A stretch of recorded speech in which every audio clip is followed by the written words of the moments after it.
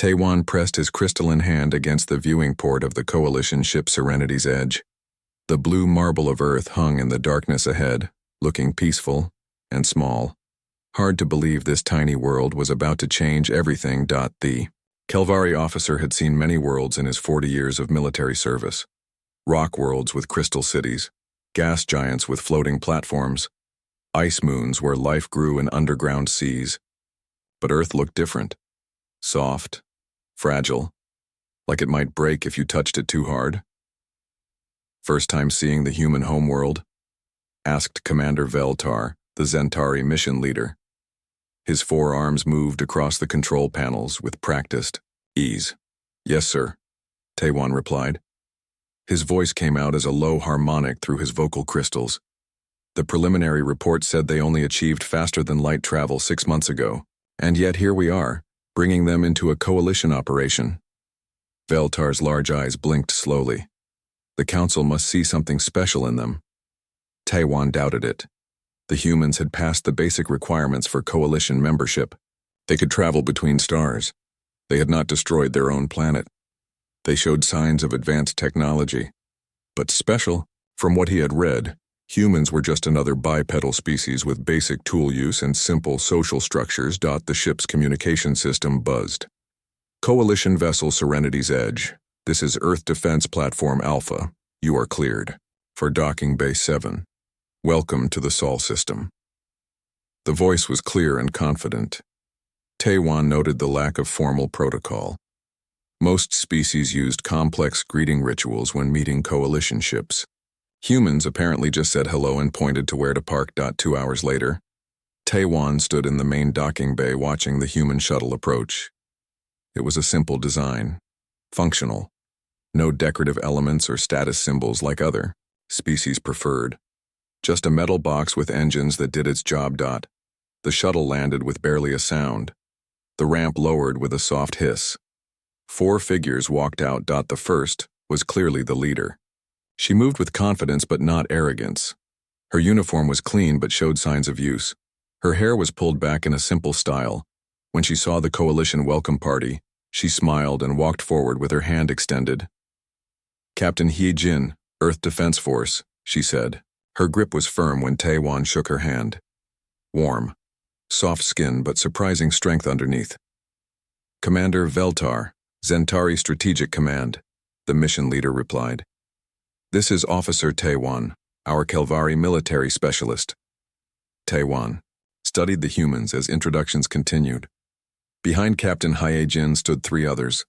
Sergeant Dong-hyun was older, with careful eyes that seemed to catalog everything around him. Corporal So-young was smaller than the others but moved with quick, precise motions. Private Jin-woo looked young, almost eager. His eyes were wide as he stared at the alien technology surrounding them. We appreciate the opportunity to participate in coalition operations, Captain Hye-jin said. My team is ready to assist however needed. Excellent, Commander Veltar replied. We will begin with a mission briefing. Follow me to the strategic center. As they walked through the ship's corridors, Taewon observed the humans more closely. They stayed in formation without being told. They looked around with interest but not amazement. Private Jin-woo asked quiet questions about the technology they passed, but the others remained professional. Their equipment was basic by coalition standards. Simple projectile weapons, basic energy shields, primitive communication devices. But everything was well maintained and efficiently organized. In the briefing room, Commander Veltar activated the holographic display. A star map appeared, showing the Outer Rim territories. 3 days ago we lost contact with mining colony Zerion 7, Veltar began. The colony housed approximately 2,000 beings from various coalition species. They were extracting rare minerals for shipbuilding. The display zoomed in on a single system. A red marker indicated the colony's location. Initial scans show significant structural damage to the colony. No response to communication attempts, no signs of life from orbital sensors. Captain Hye-jin leaned forward. What about their defenses? That is the concerning part, Veltar replied. Zerion 7 had military-grade defensive systems. enough to handle pirate raids or natural disasters. Whatever happened there was beyond normal threats.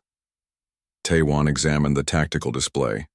The colony's defensive grid should have been able to handle anything short of a full military assault, but the energy readings showed complete system failure across all defensive positions. Could it have been an internal malfunction? Sergeant Donghyun asked. Possible, but unlikely, Taewon answered. The defensive systems were redundant. Multiple backups. For all of them to fail at once suggests external interference.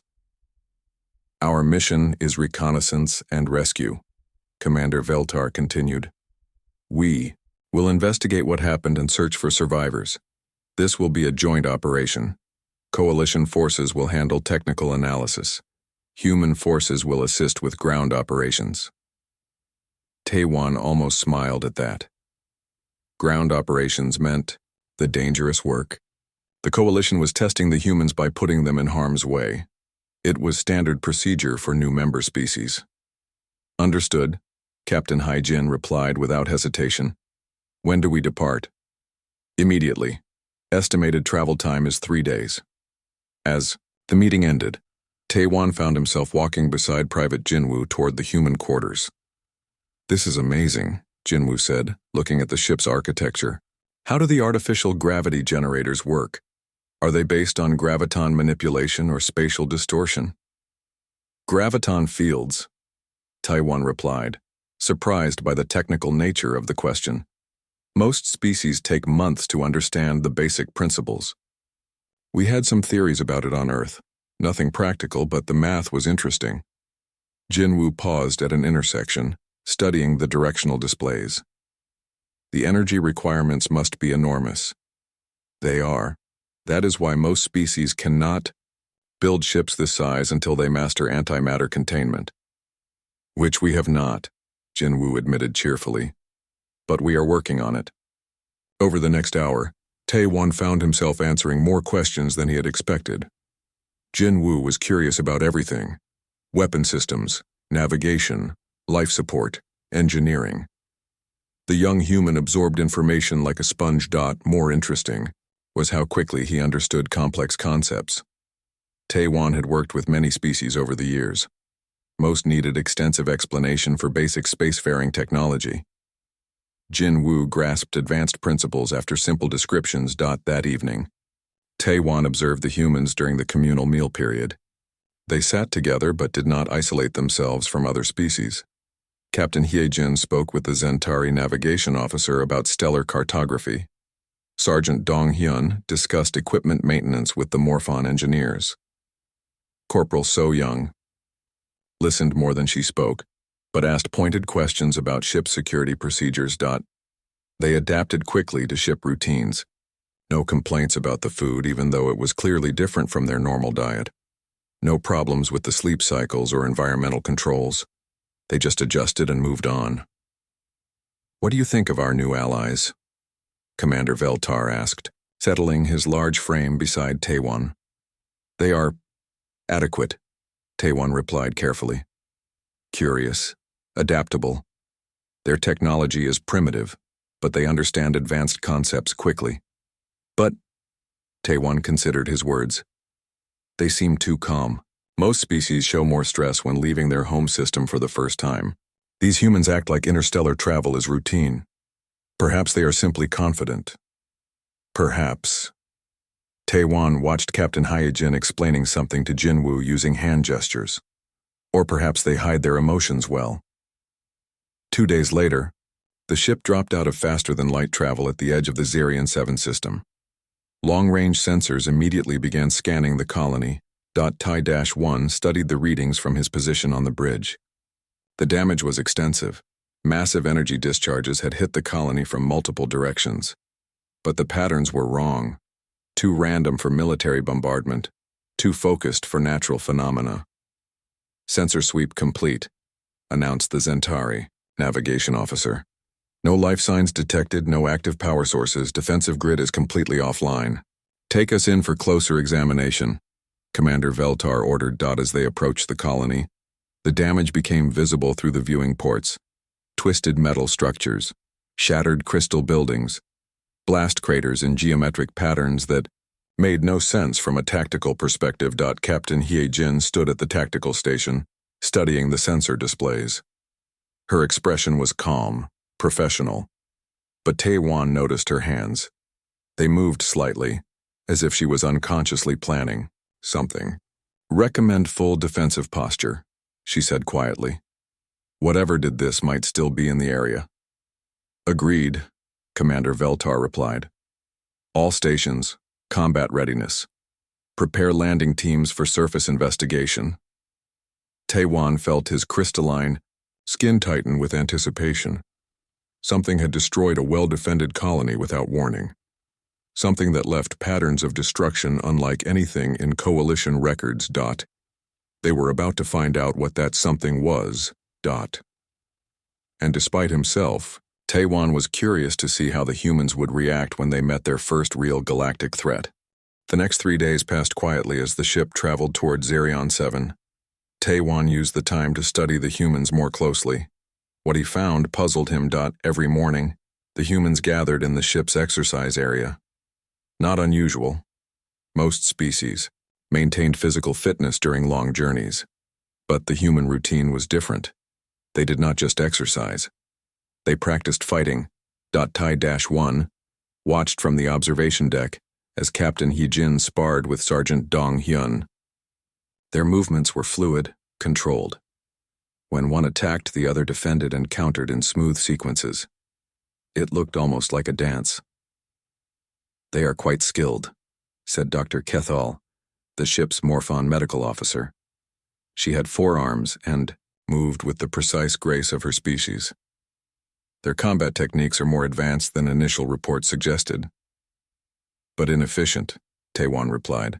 "They use too much energy, too many unnecessary movements." "Perhaps. But watch their recovery time." Tae-won looked closer. After 20 minutes of intense sparring, neither human showed signs of serious fatigue. Their breathing was elevated but controlled. They moved immediately into stretching exercises, then began weapons practice. Corporal So Young worked with what appeared to be throwing knives. Small, balanced blades that she could place with remarkable accuracy. She hit targets at distances that impressed even Tae-won's enhanced senses. Private Jin Woo practiced with multiple weapon types, projectile weapons, energy weapons, even primitive, bladed weapons. He was not as skilled as the others, but he learned quickly. After each session, he asked questions and adjusted his technique. "They prepare for many different combat scenarios," Tae-won observed. "Most species specialize," Dr. Kethal agreed. "Kelvari master energy weapons and armor. Zentari perfect their strategic planning. Morphon develop advanced technology. But humans seem to prepare for everything. Jack of all trades, master of none," Tae-won said, using a human phrase Jin Woo had taught him. "But often better than master of one," Dr. Kethal replied, completing the saying. Later that day, Tae-won found himself in the ship's engineering section with Jin Woo. The young human had asked to see the faster-than-light drive systems.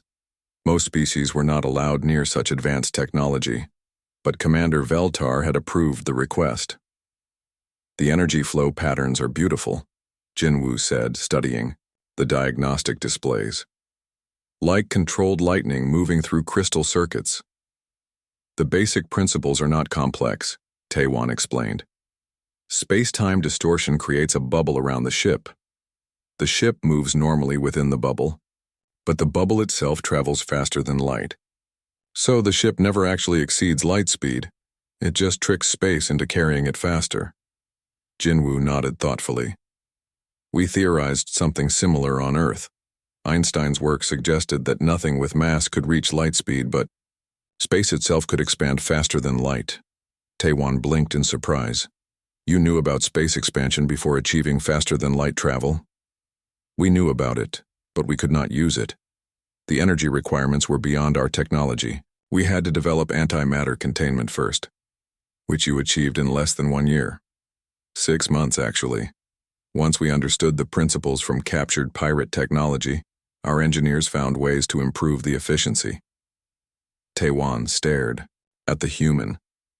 "You improved coalition technology?" Only slightly. Our approach uses smaller containment fields but cycles them faster. It produces the same result with less exotic matter. Jin Woo traced diagrams in the air with his fingers. Would you like to see the calculations? For the next hour, Jin Woo explained human modifications to standard antimatter containment systems. The math was elegant. The engineering was brilliant. They had taken technology that had remained unchanged for centuries and made it better. Why have you not shared these improvements with the coalition? Taiwan asked. We are new members. We thought it would be presumptuous to suggest changes so soon. That evening, Taiwan joined the humans for their meal. They had established a routine of eating together, sharing stories about their home world and their experiences in space. Tell me about human military organization, Taiwan said as they ate. Captain Hye-jin looked up from her food. What would you like to know? Your rank structure seems simple. Captain, Sergeant, Corporal, Private. Most species have more complex hierarchies.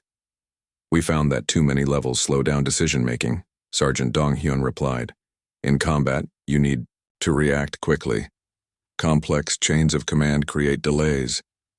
But how do you maintain discipline, order, trust? Corporal So-young said simply. Each person knows their job. Each person knows the others will do their jobs. You do not need complex rules when everyone is committed to the same goal. What if someone disagrees with orders? Then they speak up, Captain Hye-jin replied. Good ideas can come from anyone. Rank gives you authority to make final decisions, but it does not make you smarter than everyone else. Taiwan found this concept strange. In Kelvari military structure, orders flowed down and reports flowed up. Lower ranks did not question higher ranks. It maintained order and prevented confusion. Does this not create chaos in battle? The opposite, Private Jin Woo said. When everyone understands the mission and trusts each other, they can adapt without waiting for new orders. Like a flock of birds changing direction, no single bird leads, but they all move together. After the meal, Taiwan walked with Captain Hye-jin to the observation deck. The stars streamed past in the familiar patterns of faster-than-light travel. May I ask you something? Taiwan said. Of course. Your people achieved interstellar travel very recently, yet you seem comfortable with coalition technology, with alien species, with military operations far from your home. Why? Captain Hye-jin was quiet for a moment. Humans are good at adapting, we have to be. Our planet is not easy to live on. Dangerous weather, predatory animals, limited resources. We learned early that the universe does not care about our comfort or safety. We have to make our own way. But you chose to join the coalition rather than remain isolated. Isolation is death, she replied. In nature, species that cannot adapt to change become extinct. The galaxy is changing. We can either change with it or be left behind. And if the coalition proves hostile to human interests, Captain Hye-jin smiled, but there was something cold in her expression. Then we will adapt to that situation as well. The next morning brought an unexpected crisis. The ship's sensors detected an unknown energy signature approaching from the Sirian 7 system. Something large was moving toward them at high speed. Alarms sounded throughout the ship. Crew members ran to battle stations. The main bridge became a center of controlled chaos as officers tried to identify the approaching object. Size estimate puts it at approximately 2 kilometers long, the sensor officer reported. Configuration unknown. Energy signatures do not match any known ship designs. Weapon status? Commander Veltar demanded. Unknown. The hull appears to be organic rather than constructed. No obvious weapon ports or shield generators. Taiwan studied the tactical displays. The approaching object moved in ways that suggested intelligence, but its structure was unlike any known ship design. It looked almost alive. Could it be a living creature? He asked. Possible. Some species in the outer rim use biotechnology for space travel. Incoming transmission, the communications officer announced. Audio only. Source appears to be the approaching object. Put it through. The bridge speakers crackled with static. Then a voice came through. It was clearly human, but distorted and weak. Coalition vessel. This is mining ship Prosperity. From Zerion 7, requesting immediate assistance. Our ship is compromised, passengers and crew in danger. Captain Hyejin stepped forward. Commander, request permission to respond. Granted. She activated her communicator. Mining ship Prosperity. This is Captain Hyejin, aboard Coalition vessel Serenity's Edge. What is your situation? How many survivors? Captain, unknown number of survivors. Our ship was infected. During the attack on the colony, we barely escaped, but something came with us. The transmission cut to static. Maintain distance, Commander Veltar ordered. Prepare boarding. Teams for rescue operations, but assume hostile contamination. Sir, Taewon said, if their ship is compromised, boarding could expose our crew to unknown threats. Agreed. We will use remote systems for initial assessment. Captain Hyejin turned to her team. Gear up for potential hostile environment. Operations. Unknown biological hazard protocols. As the humans left to prepare, Taewon felt a strange unease. Something about the situation felt wrong. The timing was too convenient, the transmission too vague, and the energy signatures from the approaching ship continued to change in ways that suggested active growth rather than mechanical systems. Whatever had attacked Zerion 7 was not finished, and it was coming to them. He watched the humans prepare, their equipment with the same calm efficiency they showed in everything else. They checked weapon systems, tested communication equipment, reviewed emergency procedures. But Taewon noticed something new in their movements. A subtle change in posture, a sharpening of focus. Like predators preparing for a hunt. For the first time since meeting them, Taewon wondered if the Coalition had made a mistake in underestimating these humans. He was about to find out. The mining ship Prosperity drifted alongside the Coalition vessel like a diseased whale. Up close, the damage was horrific. What had once been clean metal hull now showed organic growth. Twisted tendrils of something that looked like veins spread across the ship's surface. Parts of the hull pulsed with a sick, rhythmic motion. T-1 stood in the main docking bay with the joint rescue team. Coalition soldiers in full environmental suits flanked the humans. Their equipment was top-grade: energy shields, plasma, weapons, atmospheric processors. The humans wore simpler gear, but Taewon noticed they had modified their equipment in small ways. Extra ammunition pouches, backup communication devices, additional medical supplies. Biological scans show the ship's atmosphere is still breathable, Dr. Kethal reported through the communication system. But there are unknown organic compounds throughout the vessel. Recommend full environmental protection. Copy that, Captain, Hyejin replied. She checked her weapon one final time. Remember, our priority is survivors. We get in, find whoever is alive, and get out. No unnecessary risks. Commander Veltar activated the docking tube. Mechanical arms extended from their ship to connect with the Prosperity's airlock. The process took longer than usual. The organic growth on the mining ship seemed to resist the connection. Atmospheric pressure stabilized, the engineering officer announced. Docking tube is secure. Move out, Commander Veltar ordered. T-1 was the first through the airlock. His crystalline armor provided natural protection against most biological hazards, making him ideal for point position. Behind him came two Zentari soldiers with heavy weapons. The humans followed, with Captain Hyejin taking rear guard. The inside of the Prosperity was worse than the outside. Emergency lighting cast red shadows on walls covered with the same organic growth they had seen on the hull. The air recycling system wheezed and gurgled like a sick animal. And there was a smell, sweet and rotten at the same time, like flowers growing on a corpse. Motion sensors detect life signs throughout the ship, Sergeant Donghyun reported, studying his scanner. But the readings are strange. Some areas show dozens of signals clustered together. Others show single large signals that do not match known life forms. Where would survivors likely gather? Captain Hyejin asked. Main cargo bay or engineering section, Taewon replied. Both have independent life support and emergency supplies. We split into two teams. Centauri forces take engineering. Humans take cargo bay, stay in constant communication. The teams separated at the first major intersection. Tae-1 followed the humans toward the cargo bay, curious to see how they handled their first encounter with unknown alien threats. The corridors of the Prosperity told a story of panic and violence. Blast marks on the walls showed where crew members had fought something. Emergency blast doors hung open, their control panels damaged. Personal belongings scattered on the floor suggested people had run in terror. But there were no bodies, no blood, no signs of what had happened to the crew. "This is wrong," Corporal So-young said quietly. "In any attack, you find bodies. Even if most people escape, some do not make it." "Maybe the attackers took prisoners," Private Jinwoo suggested. "Or maybe the attackers do not leave bodies behind," Captain Hee-jin replied grimly. They reached the cargo bay after 15 minutes of careful movement. The massive space was filled with mining equipment and ore containers. Emergency lighting flickered randomly, creating moving shadows between the machinery.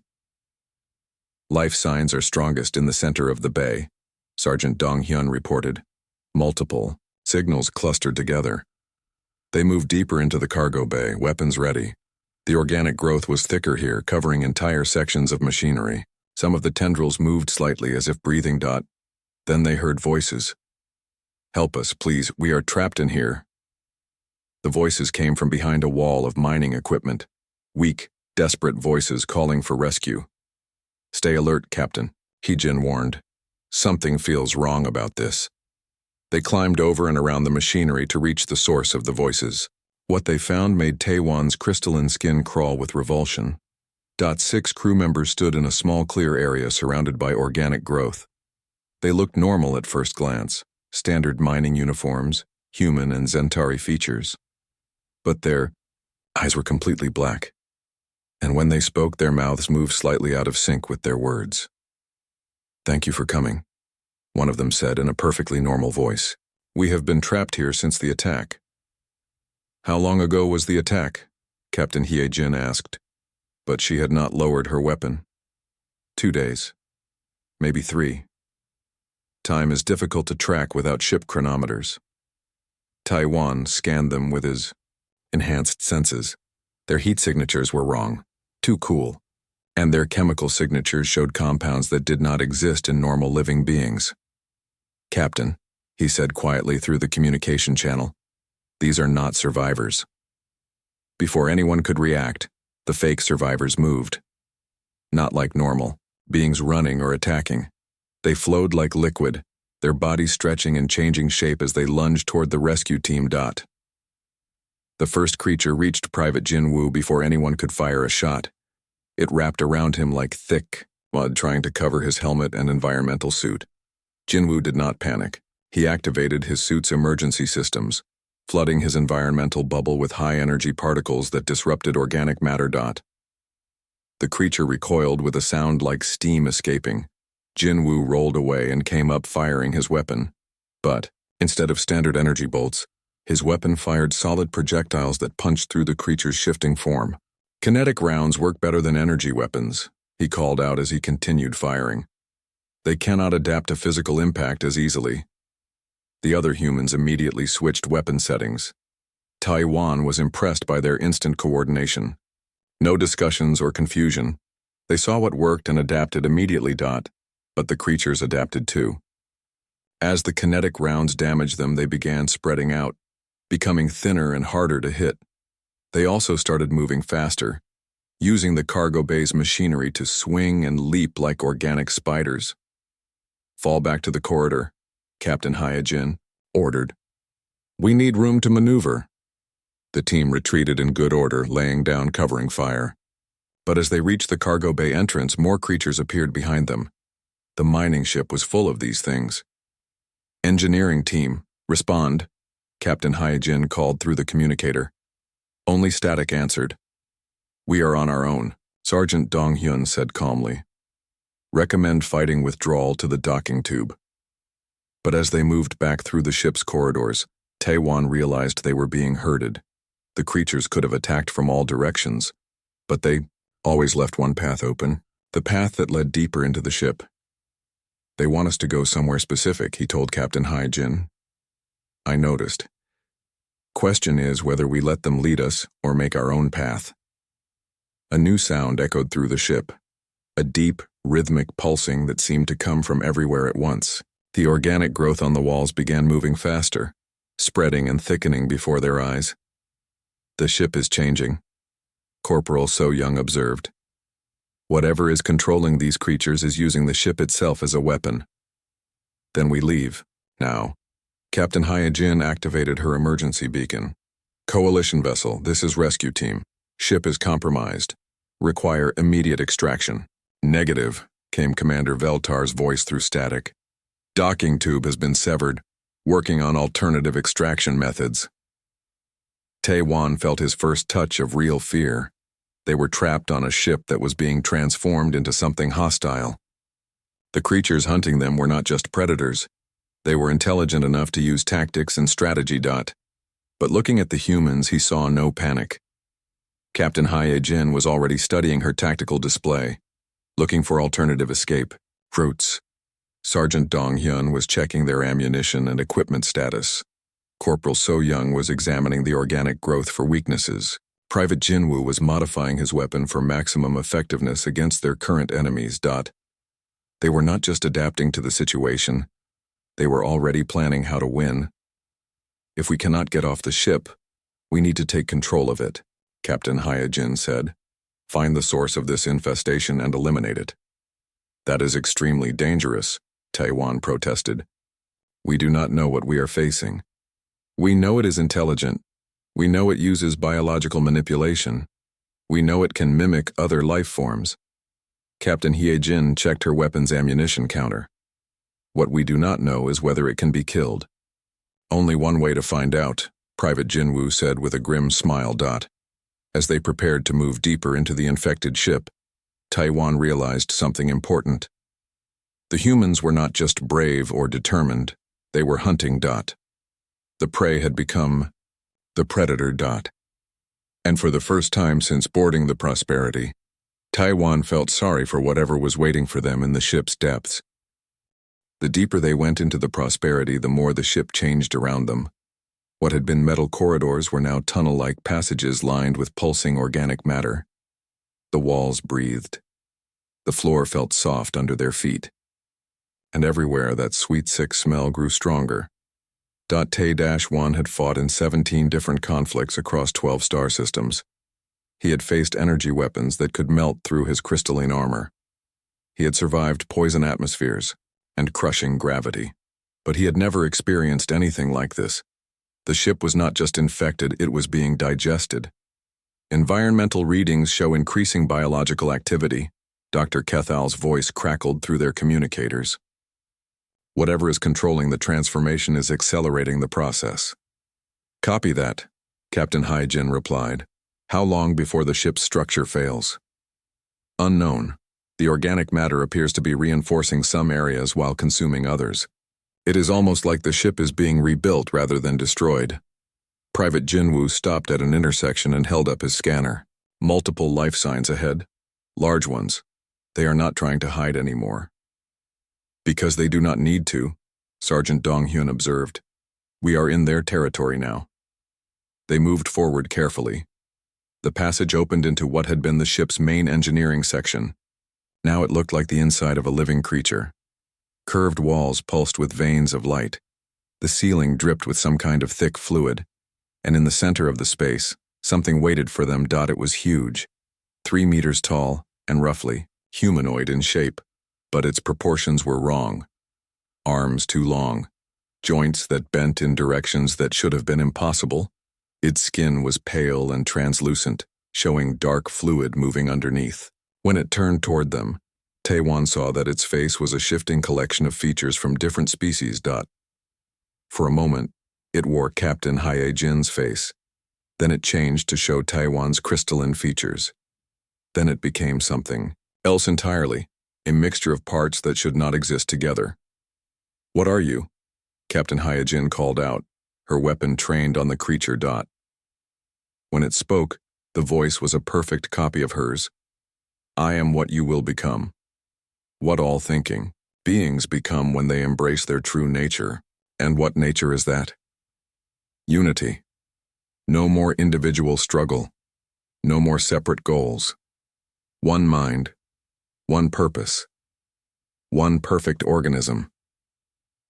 The creature took a step forward. Its movement was fluid, like walking through water.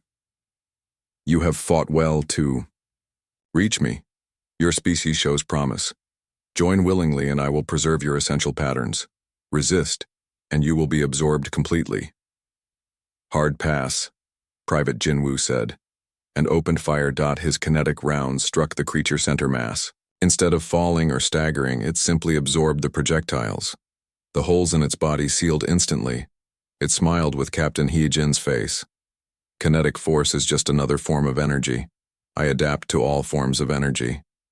It raised one impossibly long arm. The limb stretched across the room like a whip and struck Jinwoo before he could dodge. The impact sent him flying into the wall. His environmental suit cracked and he slumped to the floor. Jinwoo. Corporal So Young moved toward him, but more creatures emerged from the walls. Smaller versions of the main creature, each one wearing a different face. The fight that followed was unlike anything in Taiwan's military experience. The creatures did not just attack, they adapted. When Sergeant Dong Hyun fired energy weapons, they developed reflective surfaces. When Corporal So Young threw her knives, they became softer to absorb the impact. When Taiwan used his crystalline armor's natural energy discharge, they learned to ground the electricity through the ship's modified structure. But the humans adapted faster. Captain Hae-jin switched from direct attacks to environmental warfare. She targeted the organic support structures holding up the ceiling. When debris fell on the creatures, they could absorb the impact but not the mass. They were pinned under heavy metal beams. Sergeant Dong Hyun started using explosive charges, in sequence creating chain reactions that gave the creatures no time to adapt between blasts. Each explosion was different: chemical, thermal, kinetic, forcing constant readjustment. Corporal So Young abandoned weapons entirely. She moved like a ghost through the combat zone, dragging Private Jinwoo to safety while avoiding the creatures' attention. When she did attack, it was to destroy the organic control nodes she had identified throughout the room.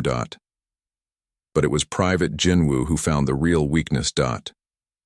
Despite his damaged suit, he had been studying the creatures during the fight. Captain, he called out, his voice weak but urgent. They share information instantly. That is their strength, but also their weakness. Explain, she replied while dodging another whip-like attack. Feedback loop. If you overload one with conflicting information, it spreads to all of them. Jinwoo pulled a device from his emergency kit. It was a human invention, a neural disruptor designed to interfere with electronic communication systems. But he had modified it. Cover me, he said, and ran toward the main creature. The others immediately understood. Without discussion or explanation, they formed a protective formation around Jinwoo. Taiwan found himself fighting beside beings who moved like they shared a single mind. Captain Hae-jin and Sergeant Dong Hyun provided covering fire from different angles, forcing the creatures to split their attention. Corporal So Young appeared and disappeared like smoke, striking at critical moments to disrupt their coordination. And through it all, they protected Jinwoo as he worked. The young human reached the main creature and activated his modified device. For a moment, nothing happened. Then the creature screamed. It was not a sound any natural throat could make. It came from everywhere at once: the walls, the ceiling, the smaller creatures. A sound of pure anguish as conflicting information cascaded through their shared consciousness. The creatures began to dissolve. Not dying, but losing cohesion. The carefully constructed forms broke apart into their component materials. The organic growth on the walls withered and turned gray. But the main creature fought back. It lashed out with desperate fury, striking at everything within reach. One massive blow caught Taewon across the chest, cracking his crystalline armor and sending him sliding across the floor. As he struggled to rise, he saw something that made his veteran mind reel with shock. The humans were not retreating. They were not trying to escape or find cover. They were attacking. Captain He-jin charged directly at the creature, with nothing but a damaged energy weapon and absolute determination. When the weapon failed, she drew a simple metal knife and kept attacking. Sergeant Dong-hyun and Corporal So-young flanked the creature from both sides, moving with perfect coordination despite having no time to plan their assault. And Private Jin-woo, his suit cracked and his breathing labored, held his position directly in front of the creature, maintaining the neural disruption even as it tried to tear him apart. They were not just brave, they were not just skilled. They were something that Taewon had never seen before in 40 years of military service. They were absolutely, utterly, relentless. The creature's final scream echoed through the ship as its form completely lost cohesion. The organic matter covering the walls crumbled away, revealing the original metal structure underneath. Emergency lighting flickered back to normal power. In the sudden silence, Taewon heard Captain Hyejin's voice through the communicator. Coalition vessel, this is rescue. Team, ship is secure. Request immediate medical evacuation for injured personnel. Her voice was calm, professional, like she had just completed a routine maintenance check rather than destroyed an alien intelligence that could have threatened the entire galaxy. As Dr. Kethal and the medical team beamed over to treat Jinwoo's injuries, Taewon found himself staring at the humans with new understanding. They had not just won an impossible fight. They had done it with a combination of individual skill and group coordination that bordered on the supernatural. He had thought they were just another species joining the coalition. Simple beings with basic technology and primitive social structures. He had been wrong. These humans were something the galaxy had never seen before. And as they prepared to investigate what had happened at the mining colony, Taewon realized that this encounter had been just the beginning. Whatever was waiting for them at Zarian 7 was about to meet something far more dangerous than it had bargained for. The mining colony Zarian 7 spread across the asteroid's surface like a diseased growth.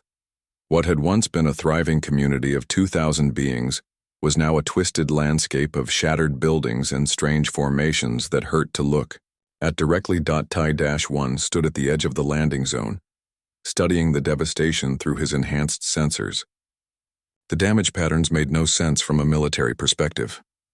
Blast craters followed geometric designs rather than tactical targets. Defensive positions had been destroyed from the inside out, and everywhere, there were signs of the same organic corruption they had found on the Prosperity. Preliminary scans show the main administrative complex is still partially intact, Commander Veltar announced through the communication system. That would be our best starting point for investigation. Captain Hyejin adjusted her equipment harness and checked her weapon. Private Jinwoo stood beside her, cleared for duty despite his injuries from the mining ship encounter. His environmental suit bore patches where the creature's attack had damaged it, but he had insisted on participating in the ground mission. "What are we looking for exactly?" Sergeant Dong-hyun asked as the team prepared to move out. "Survivors. Information about what attacked the colony. Evidence of where the attackers might have gone." Commander Veltar paused. "And confirmation that the threat has been eliminated." Taewon doubted the last point. Whatever had destroyed Zarian 7 was not the type of enemy that was easily eliminated. The creature on the Prosperity had been just one individual, and it had taken everything they had to stop it. The team moved across the asteroid's surface in standard formation. Coalition forces took point and rear guard. The humans stayed in the center, but Taewon noticed they were constantly scanning their surroundings with an intensity that seemed almost predatory.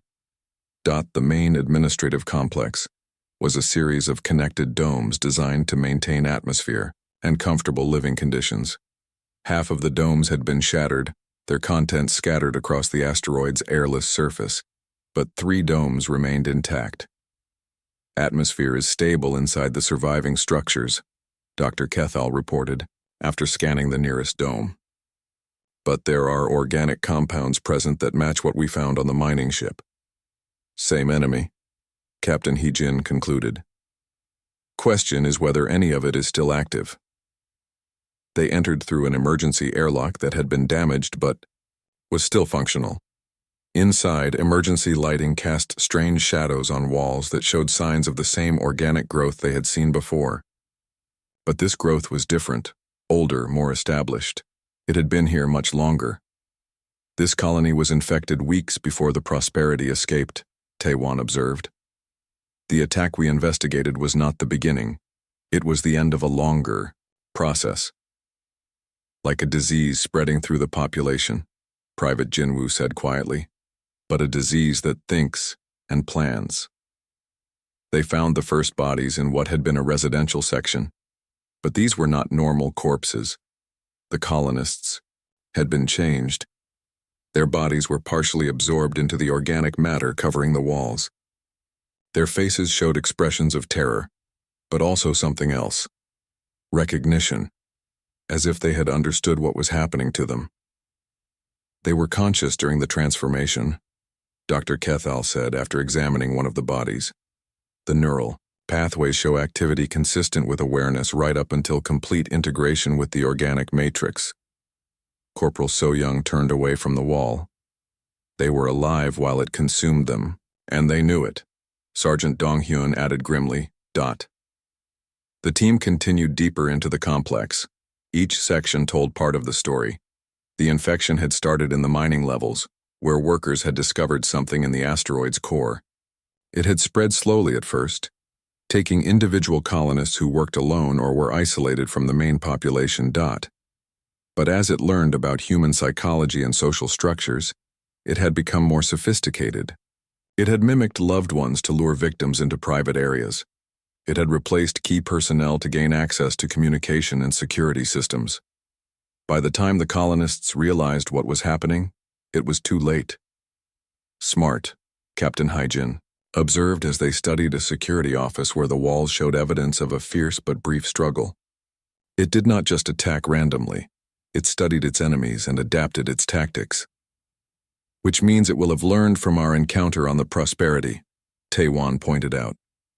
If any of it survived here, it will be prepared for our tactics. They reached the colony's central command center without encountering any active threats.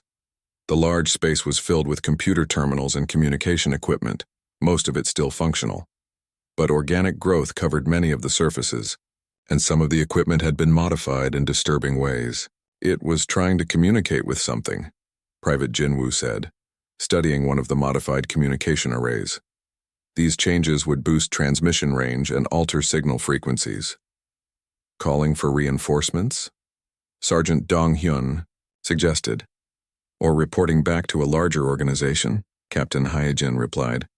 We might be dealing with advanced scouts rather than an isolated threat.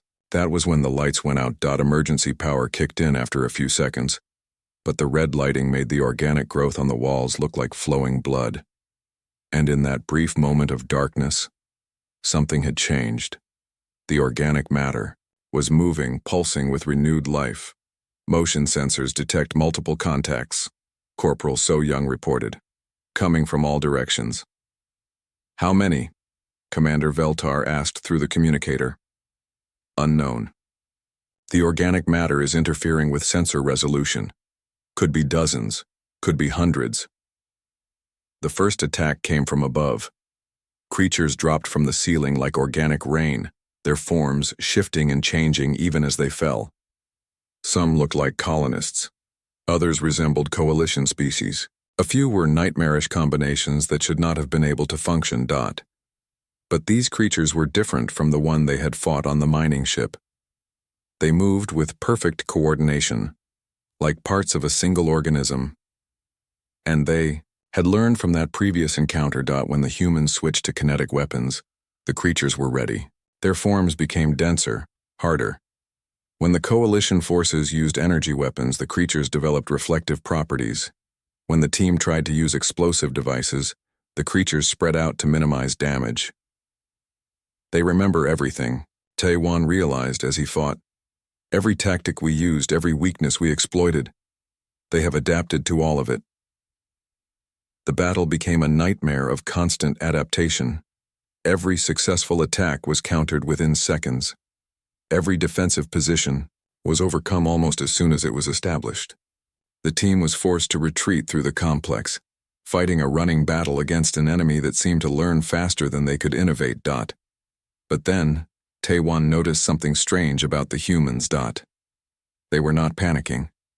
Despite facing an enemy that countered their every move, they remained calm. More than calm, they seemed almost pleased. "Captain," Private Jinwoo called out as he dove behind cover. "I think we have enough data." "Agreed," she replied. "Execute. Protocol 7. Taewon had no idea what Protocol 7 was, but the humans immediately changed their behavior. They stopped trying to win the fight. Instead, they focused on something else entirely. Sergeant Dong Hyun began placing devices at specific locations throughout the complex. Corporal So Young started herding the creatures into certain areas, using her mobility to guide their movements. Captain Hai Jin and Private Jinwoo worked together to access the colony's environmental controls. "What are you doing?" Taewon demanded as he provided covering fire. "Learning," Captain Hee Jin replied.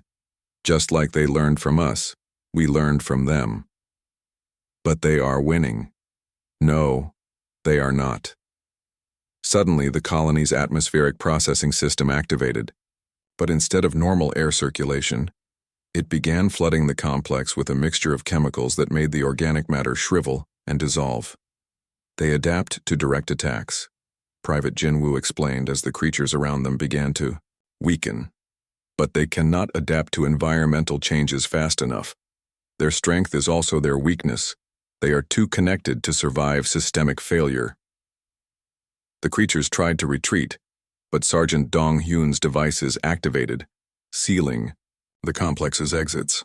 They tried to communicate with other parts of their network, but the chemical mixture was interfering with their biological systems. In less than 10 minutes, the immediate threat was eliminated. "How did you know that would work?" Taewon asked, as they surveyed the dissolved remains of their enemies. "We did not," Captain Hyojin admitted. "But we had to try something they would not expect. Direct confrontation was playing to their strengths. So you deliberately let them think they were winning." "We let them learn our tactics so we could learn theirs," Sergeant Dong Hyun replied. "Sometimes the best way to defeat an adaptive enemy is to teach it the wrong lessons." As they prepared to continue their investigation of the colony, Taewon realized that his understanding of human tactics was still completely inadequate. They did not just fight their enemies, they studied them, they learned from them, and then they used that knowledge to destroy them. But the real revelation came when they found the colony's geological survey data. The creatures had not just attacked Zarian 7, they had been spreading throughout the asteroid belt. Using the mining op 3 hours after eliminating the creatures in the command center, the full scope of the threat became clear. The geological survey data painted a terrifying picture across the main display screen. Red markers indicated confirmed infiltration sites throughout the asteroid belt. Yellow markers showed suspected locations. The pattern extended across 12 star systems. Estimated total infestation covers approximately 40 mining operations and 6 major shipping routes, Dr. Kethal reported, her forearms moving rapidly across the analysis stations. "If each site follows the same progression pattern we observed here, we are looking at millions of potential victims." Commander Veltar studied the data with growing alarm. "How long before they achieve complete infiltration of the Outer Rim territories?"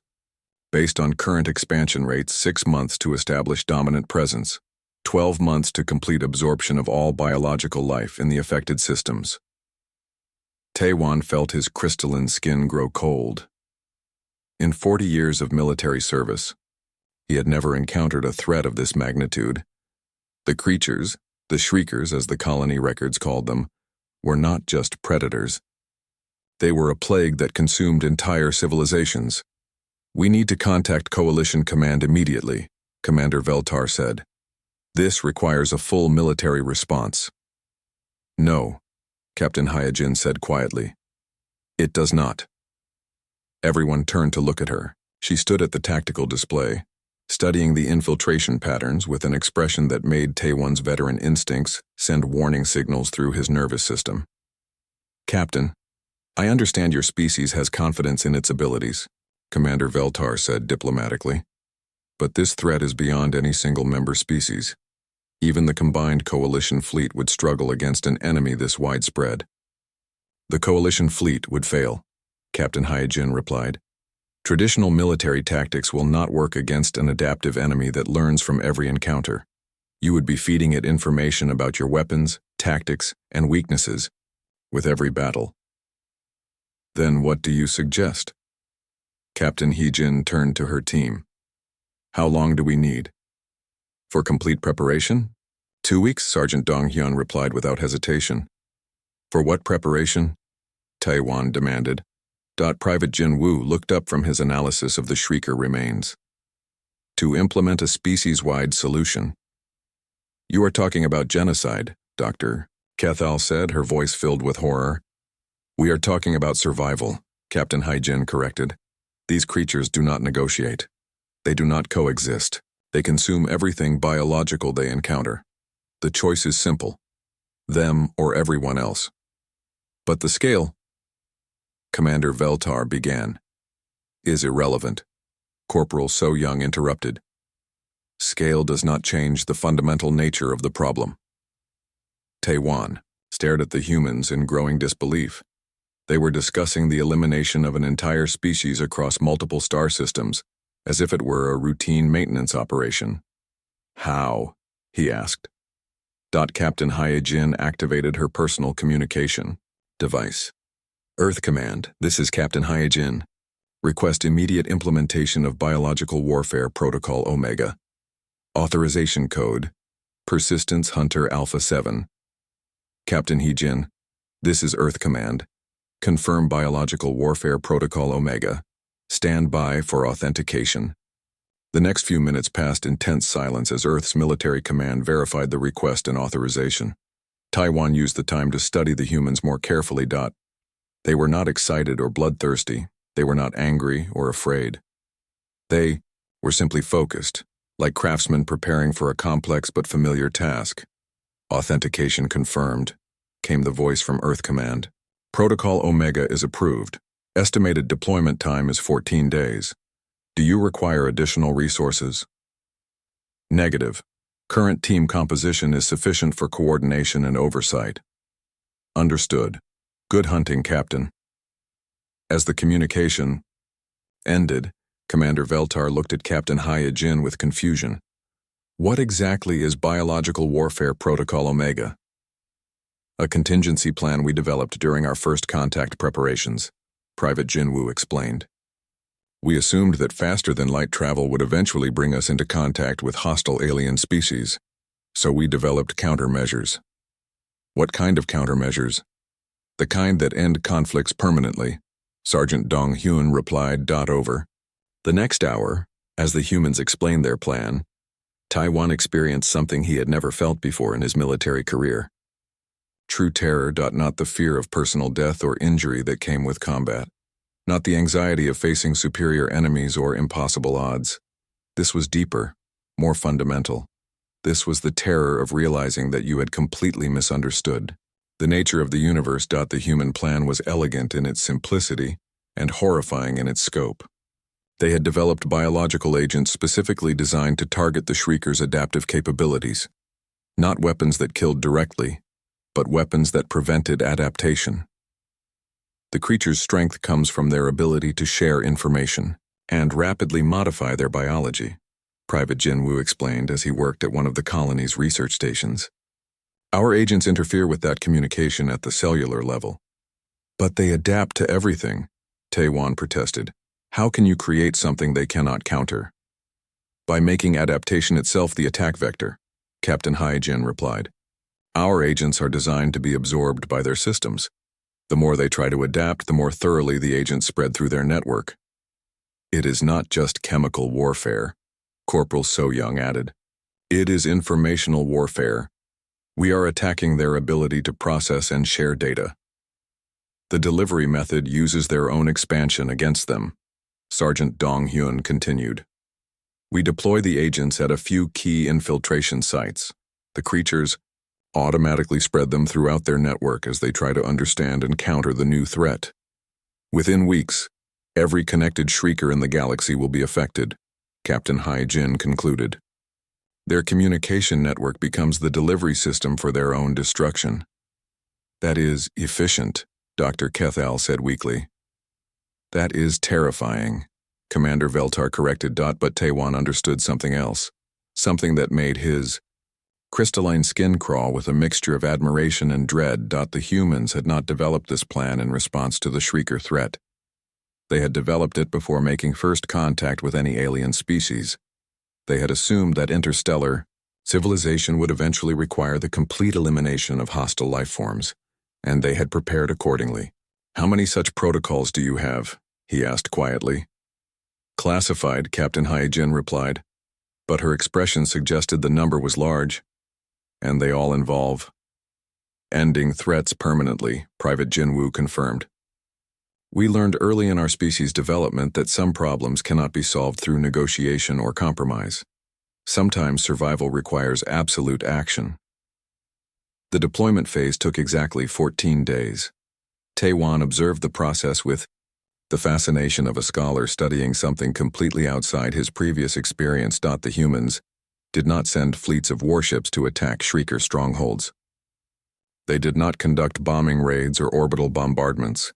Instead, they sent small teams to specific locations, where they released biological agents that looked like nothing more than atmospheric processors.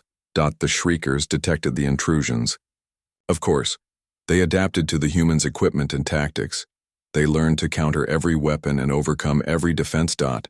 And in doing so, they spread the human biological agents throughout their entire network. First confirmed elimination occurred 6 hours ago at Mining Station Delta 7. Private Jinwoo reported on the 10th day. Complete loss of biological activity. No survivors, but also no further expansion. Station Gamma 12 went silent this morning, Sergeant Donghyun added. Same pattern, total biological shutdown. By the 14th day, the red markers on their tactical display were changing to green. One by one, the Shrieker infiltration sites were going dark. Not destroyed by external attack, but consumed from within by their own adaptive processes. Final confirmation, Captain Hyejin announced. All known Shrieker sites have gone silent. Biological Warfare Protocol Omega has achieved complete success. In the silence that followed, Taiwan realized that he had witnessed something unprecedented in galactic history. The complete elimination of an intelligent species in less than 3 weeks. Not through massive military campaigns or devastating weapons, but through careful biological manipulation that turned the enemy's greatest strength into their ultimate weakness. What happens now? Commander Veltar asked. Now we file our mission. Report and return to normal operations, Captain Hai Jin replied. The threat has been neutralized. And the coalition? The coalition continues as before. This was a localized threat that required specialized handling. There is no need to concern other member species with the details. As they prepared to depart Zerion 7, Taiwan found himself alone with Captain Hai Jin in the colony's command center. You planned this from the beginning, he said. The entire operation was designed to study the Shriekers so you could eliminate them efficiently. We planned for many possibilities, she replied. This was just one of them. And if the coalition proves hostile to human interests? Captain Hyejin looked at him with a